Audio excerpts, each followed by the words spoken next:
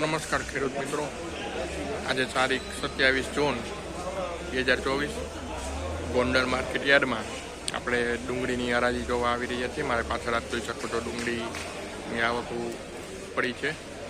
થોડીક વારમાં ડુંગળીની હરાજી ચાલુ થશે, તો આપણે ડુંગળીના હરાજીના દ્રશ્યો આપ આ વિડીયોમાં આગળ નિહાળશો. ચાલો જોઈએ.